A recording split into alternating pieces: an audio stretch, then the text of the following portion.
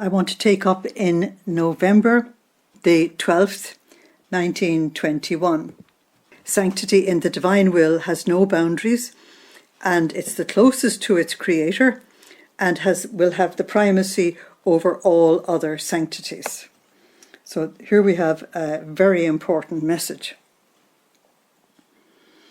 Luisa said, I write only to obey.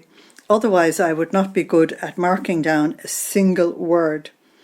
Only the fear that I might sadden my sweet Jesus if I don't do it gives me the stamina and the strength. Now, he continues to speak to me about his most holy will, and upon coming he said, My daughter, the sanctity in my will is not yet known. How could it be? He's only beginning to explain it. This is the reason for their surprise. They are the priests, who are guiding Luisa. And of course, representing the church as well. In fact, when something has been known, the surprise stops. All sanctities are symbolized by something which is spread in the Creator.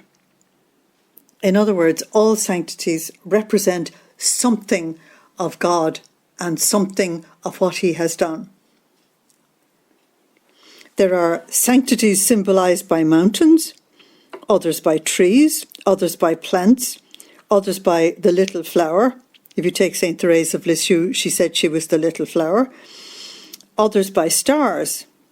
If you take Daniel chapter 12, verses 1 to 2, he says that the good people who try to do God's will shine like stars for all eternity. We know that throughout the Bible, trees represent the people of God. So those committed to God. So all of these sanctities have their own limited and individual good. They have their beginning and they have their end. They cannot embrace everything, because how could the little flower embrace all the stars and the galaxies, for example? They can't embrace everything because they represent one thing. And Therese said she represented childhood. That was what she wanted to portray to the church. Matthew 18, that we should become like little children. So she was representing one thing. So they couldn't embrace everything. Now, Jesus said, the sanctity in my will be symbolized by the Son. Now, up to this moment, the Son with a capital, the Son, I shouldn't say with a capital anything, the Son has been used as a symbol of the divine will. The Son has been spoken about as the source of life and light and fecundity upon the earth, and it's even been used with a capital S as a symbol of the divine will. Now we're being told that the sanctity in the divine will is symbolized by the Son. Now, before we even move on, we know that the sun lives high up. It's 93 million miles away from the earth, that its beams affect the entire earth, so therefore it does good to all. It's completely universal in its giftedness. It doesn't give or take according to the goodness or the badness of any particular area. It gives all its gifts just straight up. So he said, the sanctity in my will be symbolized by the Son. The Son has always been and will always be. Now, because the Son was there before humanity. So as far as we're concerned, it has always been there and will always be there until the end of the world, the end of time. And even though it did have a beginning in illuminating the world, because its beginning is in Genesis chapter 1, let there be light. Vehi or et vehi or, let there be light, and there was light. So it had a beginning. Since it is light which takes its origin from the eternal light. So the eternity of the sun is the fact that it takes its light from the one who is light. One can say, because of that, one can say it has no beginning because God has no beginning or no ending. The sun does good to everyone. It extends its light to everyone. It makes no exception. That's the way God works as well. Jesus said that God lets his sun to shine on the good and bad alike, and his rain to fall on the good and bad alike as well. So it makes no exception for anyone, and therefore the sanctity in the divine will has to be a love without borders, and it has to be a holiness without borders. With its majesty and dominion, the sun rules over everything and gives life to everything, even to the tiniest flower. But he does it silently, because that's the way light works. And that's the way God works as well. He does things silently, without noise and almost unobserved. Oh, if a plant did a little something, a shadow of what the sun does, giving heat to another plant, all would shout miracle. Because we know a plant can't do it. All would want to see it and would speak about it with utter amazement. But then the sun gives life and heat to everything and is in the continuous miracle, and nobody talks about it, and there's no amazement. We just take it for granted. This happens because man keeps his eyes always down below and on earthly things, and never up high and on celestial things. This is very important. Where is your focus? If the focus is on earthly things, you are not going to understand the things of God. That is in 1 Corinthians, and it's in chapter 1, the second half of the chapter, where the unspiritual, they can't see anything and they can't accomplish anything, but the spiritual, the ones who are open to God and the Spirit, yes, they see and they understand. So it's because human beings keep their eyes on the wrong level. They're looking down to the earth for everything, and they don't keep them on high with their focus on celestial things. Now, in the sanctity of my will, Jesus said, symbolized by the sun, this sanctity will come out from the center of my own sanctity. Now, you need a VIP on that one. It is divine, and therefore it is absolute holiness. It will be a ray delivered by my sanctity, and therefore, of course, naturally, the greatest of all sanctities. It has no beginning, and therefore these souls existed in my sanctity. They exist and they will exist. Now there's your single point, the singularity of the divine will. It has always been, is, and always will be. When God was asked by Moses, "What is your name?" he said, "I am." I am has no beginning, and it has no ending. So for those who choose to enter into the divine will sanctity, it means that that choice of theirs, which of course corresponds to the choice of the Lord, calling them into it, that was an eternal choice. Everything in God is an eternal choice. There's no surprises for him.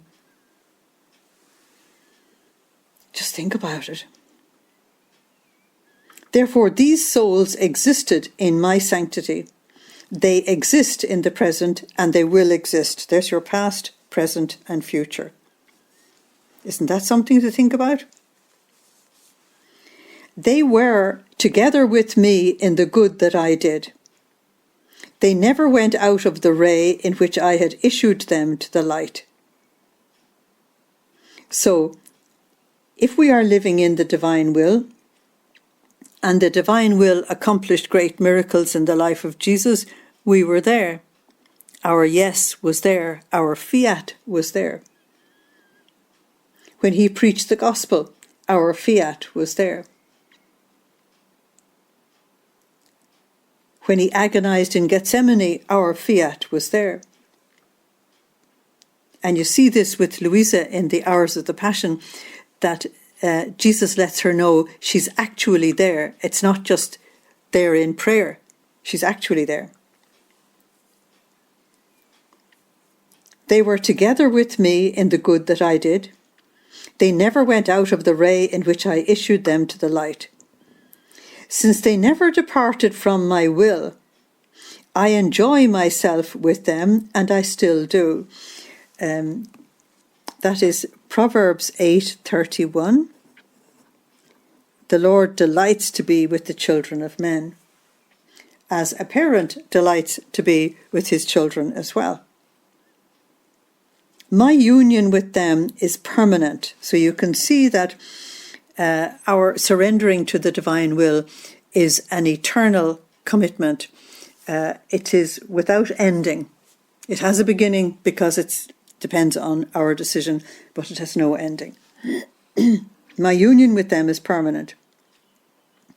I see them floating over everything. Human supports do not exist for them.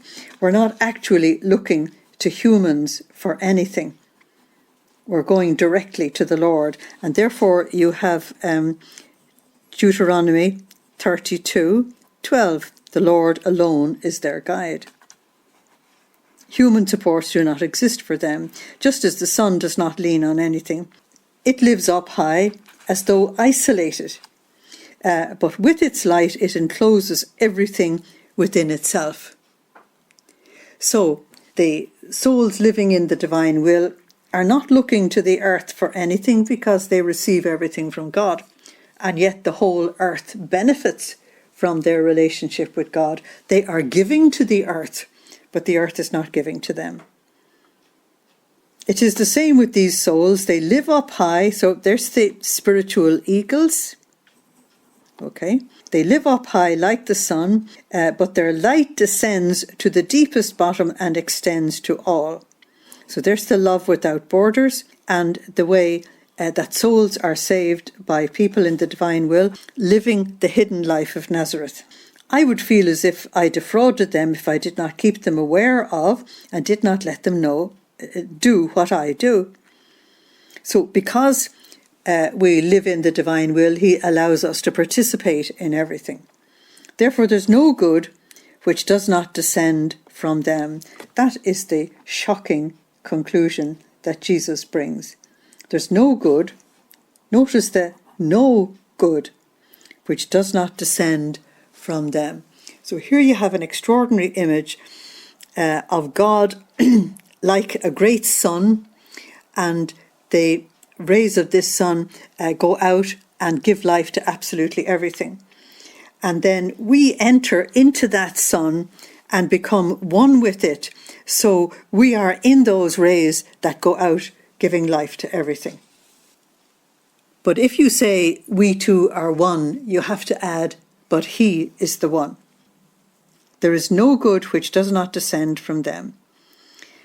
In my sanctity, Jesus said, in this sanctity, I see my shadows, my images. That's Romans 8:29. In this sanctity, I see my shadows, my images hovering over the whole earth. I see them in the air and in the heavens. This is why I love and will love the world. It's because of these authentic children. That's Romans 8:19. Romans 8:19. These authentic children of God, living completely for him, abandoned to him, and cooperating with him in everything that he does. And it's because of this small number of real children that he is prepared to be indulgent with the rest. This is why I love and will love the world, because I am waiting for my sanctity to have its echo over the earth. And you see, we give that echo.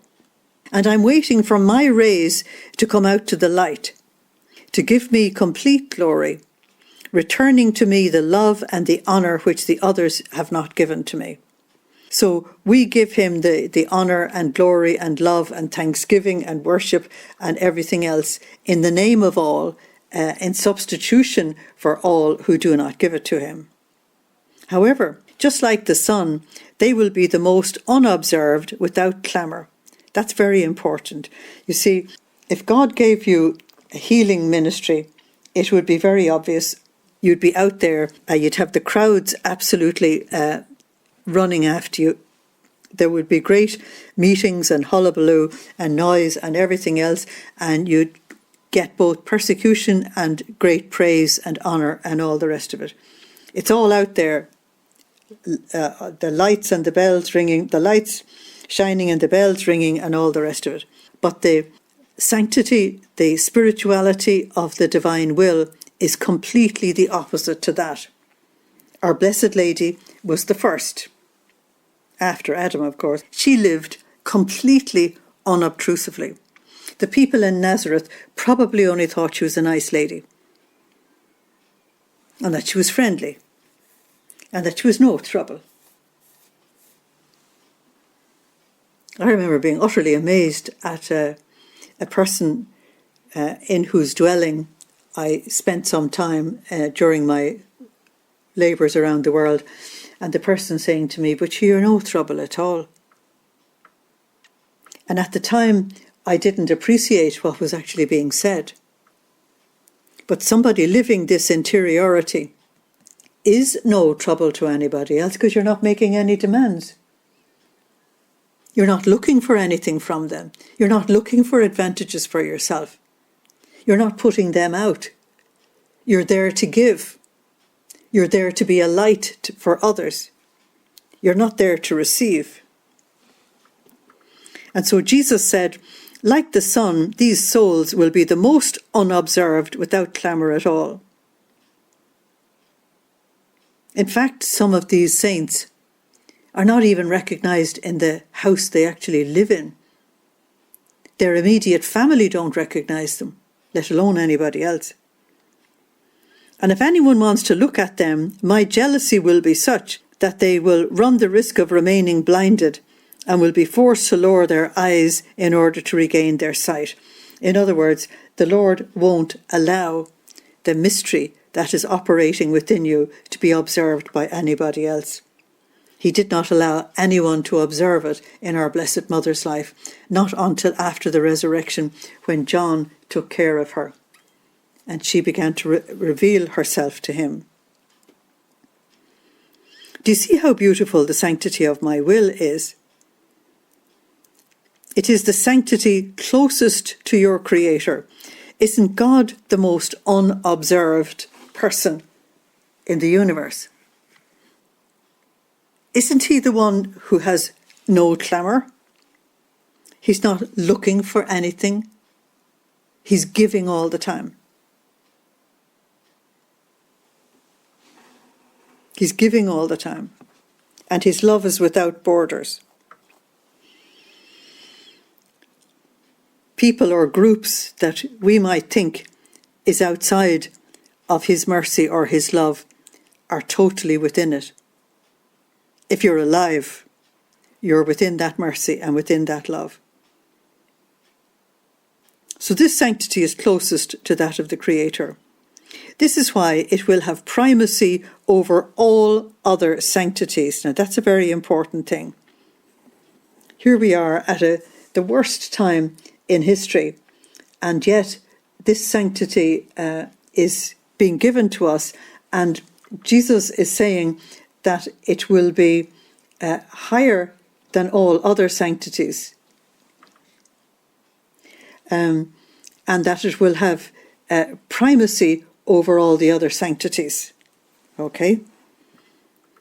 Where sin abounds, St. Paul said that where sin abounds, grace doth even more abound. I think that's a very important statement. All I know is it's Paul's letter to the Romans, where it sounds like Romans chapter 3, where sin abounds, grace abounds even more. I just want to put that into ordinary English. Grace abounds even more. In other words, you see humanity going down into the depths of evil, and you see the Lord raising his saints up into the heights that are completely dizzy, even for the saints. This sanctity will enclose within itself all other sanctities. Now, this is from Jesus himself. It's not from us. This sanctity will enclose all other sanctities together, and will be the life of all other sanctities.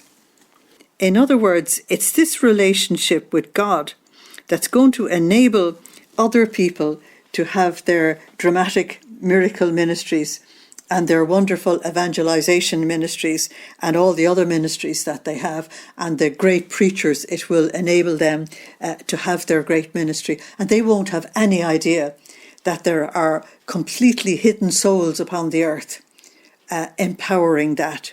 Just as you might have a great cooker or a great washing machine or a great any other kind of machine, and you may not pay too much attention to the fact that it is the silent power of electricity coming very quietly through the wires that's enabling that to happen. So this hidden life is actually very important. It's the hidden life of Nazareth. It will enclose within itself all other sanctities together, and will be the life of all other sanctities. What a grace it is for you who know it. Absolutely. Amen. For Luisa to be the first, like a solar ray, to come out from the centre of my sanctity without ever detaching from it. You see, those who have rebelled have detached from this divine sanctity, to find disgrace and disintegration on the way. A greater grace I could not give you, Jesus said. A more portentous miracle I couldn't operate in you. In other words, this is it. This is God's highest and God's best. Be attentive, my daughter, my ray. Isn't that interesting? A ray from the divine. Because every time you enter into my will and operate in it, it happens, it's the same as when the sun hits the glass. Many suns are formed in it. In the same way, you repeat my life many times, and you multiply it, and you give new life to my love. And notice it is you give new life to my love. And so this is where the importance of our cooperation is. And it fascinates me that the Lord even wants small creatures like us involved, that he wants us to participate. That fascinates me totally. Okay. So Luisa said after this she was thinking, in this holy will, one cannot see miracles, and those portentous things for which creatures are so greedy. We love big signs and wonders, you know, and we think that someone's terribly important if they can preach a fantastic sermon or work a miracle. We're really greedy for that. We like drama. And people would go around half the world in order to see a miracle and a sign. And as we know in our own day, promises of miracles and signs in different places has made millions of people get on airplanes and go to that shrine so that they can participate as well. Now I'm going to throw some water on that. I remember speaking to someone who told me that he had seen the sun dance in Medjugorje. And as far as he was concerned, that was it. His whole trip was justified. I said, what did the miracle do for you? He said, what do you mean?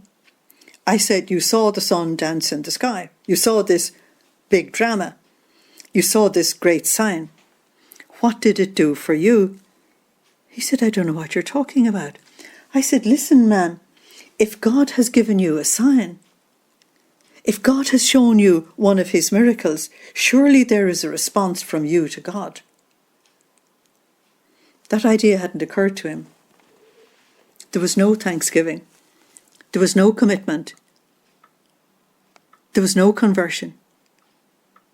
There was no running to the confessional to get rid of my old sins. I said, your journey wasn't justified. The miracle is lost on you. You appeared not to receive any grace. And so let me read this again. In this holy will, one cannot see miracles and those portentous things for which creatures are so greedy, and they would go around half the world in order to have them. On the contrary, everything in this spirituality passes between the soul and God.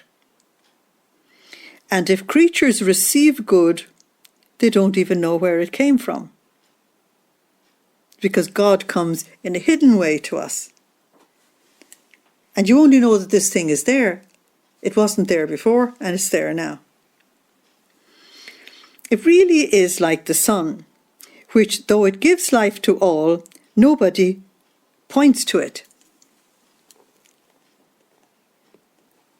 Now, as I was thinking of this, Jesus coming back added, but with an imposing appearance. What miracles! What miracles! Isn't it perhaps doing my will that is the greatest miracle of all? Now, I must tell you a little story. It'll make you smile. In a primary school, of a class of little boys were doing the stories from the Old Testament.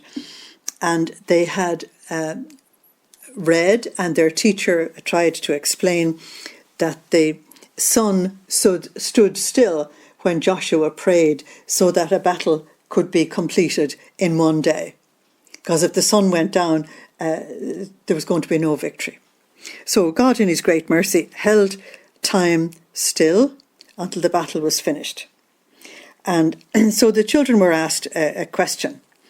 What was the greatest miracle in the Bible? And this story was fresh in a child's mind. And you know that children very often get the gist of what you're saying. And when they give you back what they remember, it's totally hilarious.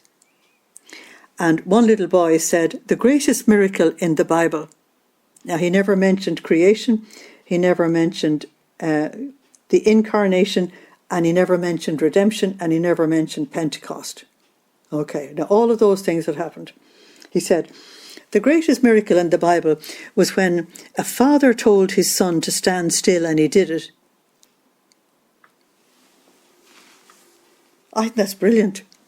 I think that's totally brilliant. Because the child said, doing the Father's will is the greatest miracle of all. And here's Jesus saying, living surrendered, totally surrendered in the divine will is the greatest miracle of all. Don't you agree? If you look at Micah 6:8, you will understand that the prophets in the Old Testament went to enormous trouble to try and tell people that God was simply asking them to do his will. He wasn't asking anything else. And so Micah said, this is what the Lord asks of you, only this, that you would act justly, that you would love tenderly, and that you would walk humbly with your God. How simple can it get? Would they do it? No. I don't know if you've ever done any babysitting. I did for a while until I was enlightened. And then I gave it up. Because invariably, when the mother would be walking out the front door, she'd say to the children, don't touch the biscuits. For the rest of the evening, there was no issue on the planet except biscuits. Why? Because there was a moratorium on them. Once there was a prohibition put on the biscuits, that was the issue. I must have what you don't want me to have. My will is against your will. And you found that even in the smallest of children. Don't touch the cake. Cake is the only issue. If the mother had said nothing, you might have had a nice evening. And it's don't touch the apple in the Garden of Eden. Once the prohibition was there, the rebellion came out. My will against yours. And that's why the Lord says that living surrendered to his will and allowing him to be God, not just out there in his own dimension, but right down here in the everydayness of our lives. Let him be God in every single movement, interiorly and exteriorly. He says that's the greatest miracle of all, and it's the greatest sacrifice. Because we've surrendered our autonomy. We've surrendered our me thing. And we've also surrendered all our greed and everything else that goes with it. That makes me want to glorify myself. And so Jesus said, isn't perhaps doing my will the greatest miracle? My will is eternal, and is the eternal miracle that never ends. It is the miracle of every instant in which the human will has a continuous connection with the divine will. So there's the total surrender. And really, we're not in the divine will in any serious way until this total surrender comes. Raising the dead, giving sight to the blind, and the like are not eternal things. They're subject to perishing. And the problem is, you might give sight to the blind, and that person may not turn to God. So it's an external sign that a person may or may not benefit from. We know that some of the people who cried for Jesus' death on Good Friday had received miracles from him. And he said, so these signs can be called shadows of miracles, fleeting miracles, compared to the great and permanent miracle of living in my will. So we really need to take note of this. You, Luisa, and you and me reading and listening to this should pay no attention to those miracles. And yet if you go on YouTube, you'll find loads of examples of these type of dramatic miracles, and they think they've really reached the ultimate. They haven't. You should pay no attention to these miracles. I know when they are appropriate and when they are needed. There's a certain stage in people's lives when they need signs and wonders. It's a very early stage. A very early stage. So, November the 16th, 1921. Sin is the chain that binds man, and Jesus wanted to be bound in order to break these chains. This morning, my beloved Jesus made him seen, all bound. His hands, his feet, his waist were bound, and a double iron chain was coming down from his neck. He was bound so tightly that his divine person was deprived of motion. What a harsh position, such as to make even the stones cry. And this is a perfect image of slavery to sin. Jesus had it on the outside to try and show us what slavery to sin on the inside is like. You have absolutely no freedom. You can't move one way or the other. So that's Romans 5:5. He was made into sin for us. So Jesus said, my daughter, during the course of my passion, all the other pains competed with each other, but they would alternate. One would give place to the other. Almost like sentries, they would mount guard to do the worst to me and to boast about having been better than the other. But the ropes were never taken away from me. From the very beginning, Jesus was bound.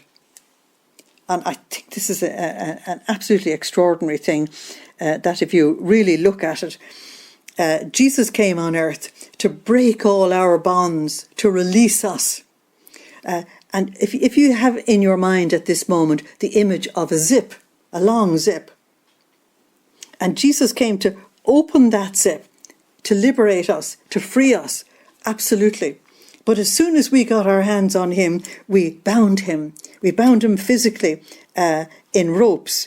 We tried to bind him emotionally by torture, and we tried to bind him mentally by injustice.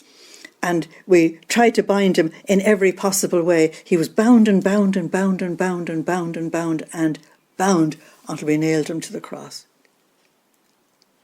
That's what sin does. And what grace does is it breaks all the chains. And that's the glorious sign of the resurrection, that he unchained us. So So Jesus said, the ropes were never taken away from me from the moment I was taken up to Calvary. I remained always bound. Rather, they kept adding more and more ropes and chains for fear that I might escape, and to make more mockery of me. In other words, it was like as if they were saying, break free of that. Let us see that you really are God. You know, you say you're the Son of God. Well, give us an idea of what that actually looks like. And so they brought that to its fullness on Calvary when they said, he saved others. He can't even save himself. Who do you think he is? But Jesus says how many pains, confusion, and humiliation, how much pain, let's put this into English, how much pain, confusion, and humiliation, and how many falls did these chains cause me, he said. Because, he could hardly move. And if you chain the legs, how are you going to be able to walk? However, know that in these chains, there was a great mystery and great expiation. As man begins to fall into sin, he remains bound with the chains of his own sin. If the sin is grave, they are iron chains. If it is venial, they are chains of rope. So, as he tries to walk in good, he feels the hindrance of these chains, and his step remains hindered. This hindrance, he feels, wears him out, debilitates him, and leads him to new falls. If he works, he feels hindrance in his hands and remains almost as if he had no hands to do good.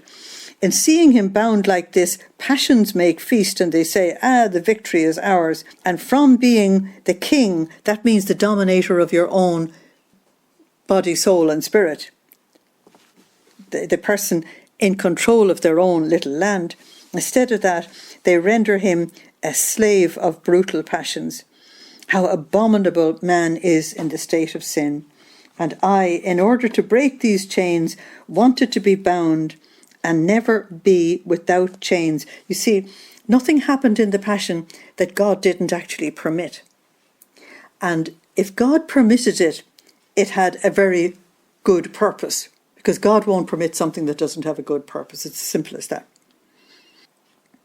If Jesus wanted to be chained and roped the whole way through in the entire Passion, it means that breaking human beings away from the chains of their passions and their bad habits and their wrong choices, that was going to be the hardest break.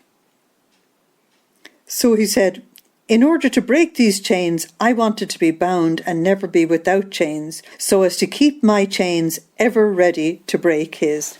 And when the blows and the shoves made me fall, I stretched my hands towards him to untie him and make him free again. Even that sentence is enough for a meditation. That here he falls as a result of not having control over his physical body because he's so chained and roped. And he said, in the fall, I reached out to the human race in its fall. I reached out to every human being in their falls. There's something beautiful, magnificent about that. And as he was saying this, Luisa said, I saw almost all people bound in chains, in such a way as to arouse pity. And I prayed Jesus to touch their chains with his chains, so that at the touch of his chains, those of the creatures would be shattered. So Luisa suddenly realizes that all human beings are chained in some way unless they have broken through to real sanctity. And the chains of good people are much sadder than the chains of bad people. And in fact, it's much easier to break the chains of bad people than to break the chains of good people. The reason for that is that the sins of the bad people are obvious. Everybody can see them, I've often visited people in maximum security prisons, maybe I shouldn't say often, but I have sometimes done it. They're in prison, convicted of some awful crime, and they're paying for it by this incarceration. Everybody sees the sin, they're convicted, and they eventually have to see it themselves. So much easier to talk to them. I found it so much easier to evangelize them than to evangelize good people in a church. Because the good people in the church think they're fine. And very often their sins are hidden. They're not only hidden from the people around them, but they hide them from themselves as well. And it's much, much harder to reach them. And if you try and challenge them, they can really get upset, and you're the one that's at fault. Whereas you won't upset the prisoner in the jail. I remember speaking to a crowd of men who had 40-year sentences, approximately. And I told them that I wanted to show them how to get freedom. They said, "You mean get out of the jail?" And I said, "No. There's people outside and they're just as jailed as you are. They just think they're free." I said, real freedom is inside in yourself. And immediately they began to be interested. And I began to talk to them about forgiveness, that forgiveness is the key to heaven. And I said, forgiveness is the key to be released from the chains that brought you in here. Because it was chains that brought you in here. I got a most marvellous response from them. And the sheer numbers that went to confession were unbelievable. The priest who was looking after the prison told me he had never been so busy. Now, I've only given you a taste of that encounter. But for me, it was very precious. And I've often spoken in churches and wondered, is there anybody listening? Is there anybody here who would acknowledge that they've got chains? So it's much harder to speak to good people than to the so-called bad people. So let's look at November the 19th, 1921, the two supports of Jesus in Gethsemane. Luisa said, "I was keeping company with my Jesus who was agonizing in the Garden of Gethsemane. And as much as I could, I sympathized with him. I pressed him tightly to my heart, trying to wipe away his mortal sweats. And my sorrowful Jesus, with faint and expiring voice, said, 'My daughter, my agony in the garden was hard and painful, maybe more painful than that of the cross.'" Isn't that extraordinary? That's because it was interior. That was because it was interior. And it was at the end of this agony. And you'll find this particularly in St. Mark's Gospel. When I say particularly, I mean more dramatically in Mark's Gospel. That when Jesus came out of the agony, he said to the apostles, "It's all over." And yet, as far as everybody's concerned, the passion is only beginning. But as far as he was concerned, it was all over, because he had now worked his way through this agony to total surrender. And once he had surrendered, the rest was just fallout.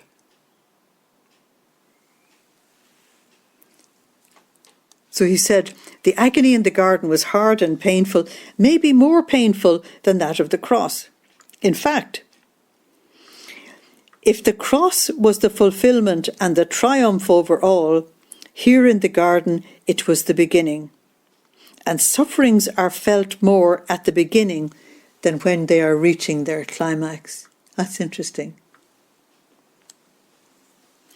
But in this agony, the most harrowing pain was that all sins came before me one by one. That's the horrendous part of it, one by one. My humanity understood all their enormity, and each crime carried the mark death to God, armed with sword to kill me. In other words, Jesus knew that the only way he could release people from these sins was to die for them. Before the divinity, sin appeared to me as so very horrifying and more horrible than death itself. So I want to give you Habakkuk 1:13. Lord, your eyes are too holy to look upon sin. And also Hebrews 12:14. Without holiness, no one will ever see God. Before the divinity, sin appeared to me as so very horrifying and more horrible than death itself. Just as in understanding what sin means, I felt I was dying. And I did really die, he said. That's very interesting. I did really die. I cried out to the Father, but he was inexorable. Not even one was there to help me, so as not to let me die. I cried out to all creatures to have pity on me, but in vain. So my humanity languished, and I was about to receive the last death blow. This is where he sweated agony on the cross. But do you know who prevented me? But do you know who prevented the execution and sustained my humanity from dying? It was my inseparable mother. That's the beautiful thing. In hearing me ask for help, because you know our Blessed Lady was spiritually completely at one with Jesus, and she knew spiritually what was happening to him. In hearing me ask for help, she flew to my side, that is spiritually, not physically. Or, as we would say, she bilocated to be beside him. She flew to my side, she sustained me, and I leaned my right arm on her. Almost dying, I looked at her, and I found in her the immensity of my will intact. There was one human being in the whole of history that the divine will was completely intact, never, ever denied, without ever a break between my will and hers. My will is life, and since the will of the Father was immovable and death was coming to me from creatures, another creature who enclosed the life of my will gave me life. And there is my mother who in the portent of my will conceived me and gave me birth in time, now giving me life for the second time. Now this is something that is unknown to everybody. This is a revelation straight from Jesus himself. We could not possibly have known this unless he said it. She was giving me life for a second time to let me accomplish the work of redemption. So there's Our Lady as the co-redeemer. It's really fantastic. Then I looked to my left and I found the little daughter of my will, because we've been told just in the last couple of messages that if you end up surrendering to the divine will and living 24/7, 365 in the divine will, totally surrendered to him, that you have been called from all eternity, and as far as he was concerned, the moment you would enter in, you were part of everything past, present and future. So you were there.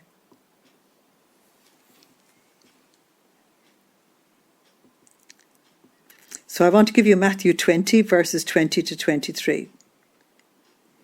And so he says to Luisa, I found the little daughter of my will there as well. I found you as the first, that is the first of all those who would live in the divine will, who had been born with original sin, followed by the other daughters of my will, that's you and me. Since I wanted my mother with me as the first link of mercy, through which we were to open the doors of mercy to all creatures, I wanted to lean my right arm on her. And I wanted you as the first link of justice to prevent it from unloading itself on creatures as they deserve. Therefore, I wanted to lean my left arm on you so that you might sustain it together with me. Now, what I want to do is give you Exodus chapter 17, verses 8 to 16. This is where Moses was on a little hill interceding for the people of God. And he had Aaron on his right hand and Hur on the left. Now, Aaron was the first high priest and Hur was the chief among the laity. The priesthood and the laity supporting him. And if the arms flagged, the battle went against them. If the arms were held, raised until evening, then they won the battle. And here you have Jesus, the new Moses, and he's leaning on his mother's right arm, the mother of all priests, the one who anticipated the priesthood, and you've got Luisa representing all the laity on the left. Now, do you remember that in the Gospel, towards the end of it, James and John had their mother ask Jesus, could they be on his right and left in the kingdom? And Jesus told them that while they would participate in the Passion, that the places right and left were for the ones whom the Father had designated. Nobody would have guessed that it was two women. That his mother was on his right hand and Luisa on the left, as he went through that agony in which he decided to be the Redeemer for us. Isn't it incredible? With these two supports, I felt life coming back to me, he said. And as if I had not suffered anything, with firm step, I went to meet my enemies. Now, Luisa describes this marvellously in the Hours of the Passion, where he recovers to the point where when he goes to meet the men who arrest him, he has got his strength back. And he's able to take all the other torture that comes after it and still not die before the time. It's an incredible amount of strength that was given to him. Absolutely amazing. So look at what he said there, that he was reborn a second time through his mother. So I don't think we have realised just to what extent our Blessed Mother was involved in the passion, death and resurrection of Jesus.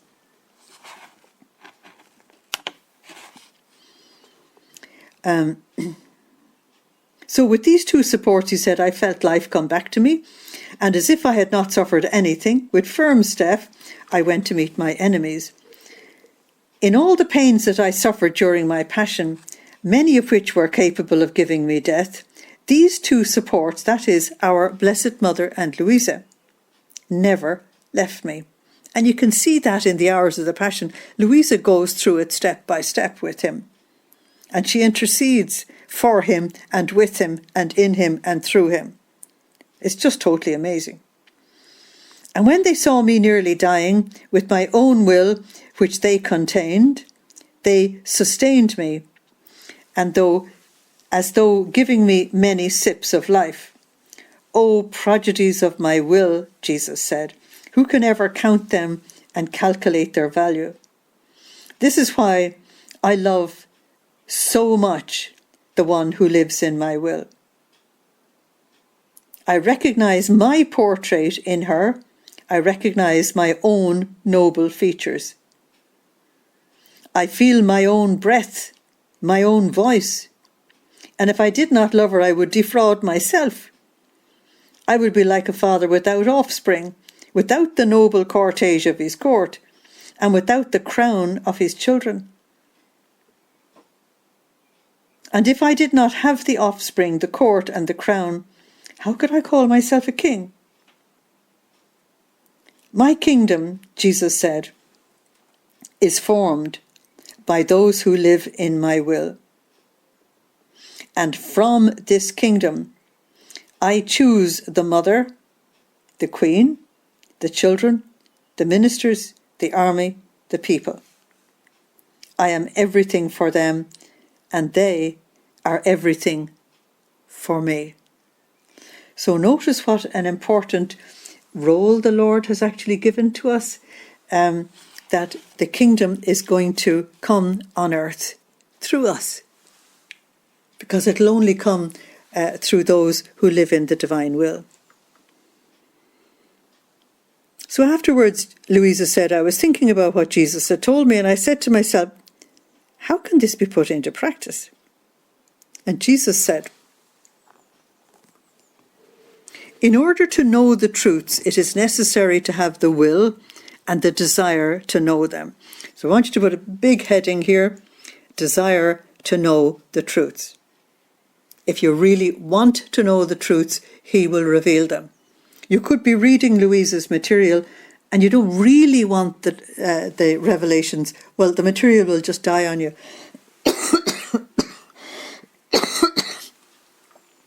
You'll find it going over your head. Imagine a room, Jesus said, in which the shutters are closed. No matter how much sun there is outside, the room remains in the dark. But opening the shutters means that you want the light. But this is not enough if you don't take advantage of the light to reorder the room and dust it and put yourself to work, so as not to kill the light that has been given and become ungrateful. In other words, light is a gift, we must use it. So that's why people work in daylight. In the same way, it's not enough to have the will to know the truths. If at the light of the truth which illuminates him, one does not try to dust himself down of his own weaknesses, reorder himself according to the light of the truth he knows, and put himself to work together with the light of the truth, making of it his own substance. Now there you have James chapter 1 verses 22 to 25. It's not enough, James told us, to read the word of God and walk off. It's not enough to listen to the word of God proclaimed at Mass and then walk off. It's crazy stuff. You've got to hear the word of God. You've got to let it take root in us, and it must actually produce its fruit. And so Jesus is saying here, with the enlightenment that's given to us in these divine will writings, if we don't take them on board, if we don't internalize them, if we don't allow them to take root, and if we don't allow our lives to be reordered with them, what's the point? It's a waste of our time and an insult to God. It would be as if you killed the truth, Jesus said. And by not putting it into practice, it would be like remaining in total disorder in the light. The poor room full of light, and it's all messy, upside down, and total disorder. With a person in it who does not take the care of reordering it. How pitiful is that? Such is the one who knows the truths and doesn't put them into practice. However, know that simplicity enters into all truths as the first nourishment. Now here you have something very, very important. If someone coming to these truths is coming with the complexity of worldliness, they don't stand a chance. Nothing here will make any sense. But if we have been trying to internalize what the Lord has been teaching us, there is an enormous simplicity in the heart of the whole thing. But we're not even going to see that unless our lives are being simplified. And so we've got to throw away the complexities of the world. If the truths were not simple, Jesus said, they would not be light, as in the light of the sun or the enlightenment of grace. He doesn't mean light as lightweight. If the truths were not simple, they would not be light, and they could not penetrate into human minds to enlighten them. And where there's no light, objects cannot be distinguished. Simplicity is not only light, but it is like the air that one breathes, which though it cannot be seen, gives respiration to everyone. And if it wasn't for the air, the earth and everyone in it would remain without motion.